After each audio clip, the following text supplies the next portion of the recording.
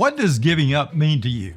Is it okay if your child gives up early on a math problem at school? Is it okay if he gives up when behind in the last minutes of a ball game? Is it okay if he learns to quit early when facing difficult circumstances? While it may be okay to walk away from things that become less important than the effort it takes to achieve, it's not good if quitting becomes a part of your character, just because life or what you've taken on is hard. Today we're going to explore some powerful success traits not discussed much in today's societal trends. Traits not focused on in helicopter parenting of children or in the soft recruiting of today's sales reps. Willpower and Conscientiousness. Here's a couple of books for outstanding sales leaders to read. The Coddling of the American Mind and Willpower, Discovering the Greatest American Strength. The authors of the first book are Greg Lukianoff and Jonathan Haidt, and the second by John Tierney and Roy Baumeister. I believe that what you learn will be a great help to you, as they have to me at home or in business. Dr. Baumeister's article on self-regulation and conscientiousness will help us through the rest of today's topic: how willpower and conscientiousness powers better sales reps. Think about your own self-regulation, keeping yourself from saying things that are meant to harm others, eating the right food for outstanding health, keeping yourself physically fit, and saving money for a better financial future. All of us self-regulate ourselves to what's important to us as a person and as a member of a group. That's because we have adopted a set of moral or a set of standards as necessary for our lives. Now let's talk about salespeople. Self-regulation, self-control, or willpower is on display every day in the achievement of sales goals. It includes setting and holding enough appointments, maintaining the necessary activity levels, handling rejection, following a sales process, adapting to different buyer personalities and the way they like to communicate, asking need development questions, listening to prospects, customizing presentations to the buyer's needs and problems, handling their fears, concerns, and questions, and asking for buying commitments, and then following up after the sale. And all of this is organized: the number of appointments, sales size, and closing percentage to meet a sales goal or income goal each and every month. But some sales reps quit. They quit early. They will not go the extra mile to hit their goals. They are uncoachable. They complain about the markets, the products, other reps, the company, or leadership, but the best still remain the best.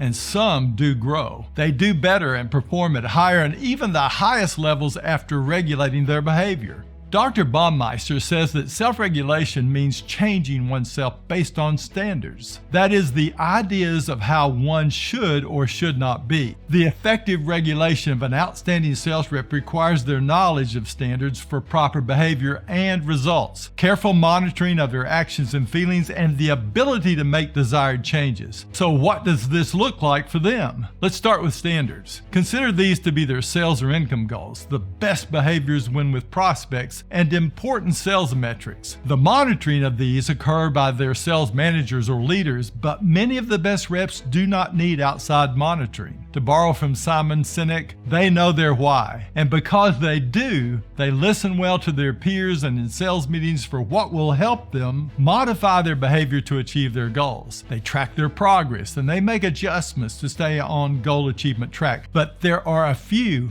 who need outside monitoring, especially those who are the good soldiers on the team and who want the standards and expected sales targets given to them by their sales leaders. Of course, research shows the importance of standards and monitoring for sales reps, and Baumeister goes on to explain the process itself. How a rep monitors themselves, or a sales leader does, can be compared to how a thermostat operates. The thermostat checks the temperature in the room, compares it to a standard, the setting for a desired temperature, and if those do not match, it turns on the heat or air conditioner to change the temperature. It checks again and again, and when the room temperature matches the desired setting, the thermostat turns off the climate control. In the same way, great sales reps compare themselves to their personal standards, their goals. They make changes as needed and often stop working on change once they have met their goals. People feel good not just when they reach their goals, but when they think they are making good progress. They feel bad when they are not making sufficient progress. And again,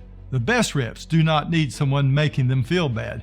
They already do. This brings us to the third item necessary for self-control, the desire and ability of reps to operate on themselves to bring about the change necessary for new habits or to behave in a certain way to achieve their sales goals. I'm going to discuss this in our next video, so please subscribe to the channel for what impacts the desire and ability of reps to stay focused on what will help them change and reach their goals. Finally, the trait conscientiousness, what many scientists call the greatest non-cognitive trait leading to high performance in the workforce. It turns out that self-control is a large part of this trait. Containing self-control, conscientious sales reps are better able to order their behavior to the best standards of a sales process that a company teaches. They dress properly, can be decisive, and work to meet the norms and rules taught by their sales trainers or leadership. They can work hard or be industrious while persevering in the face of failures and difficulties, always aspiring to excellence. Please see our videos on how to recruit for this trait. Thank you for tuning in today, and please see our other videos for how to coach sales reps and how to recruit the best reps with high standards for honesty,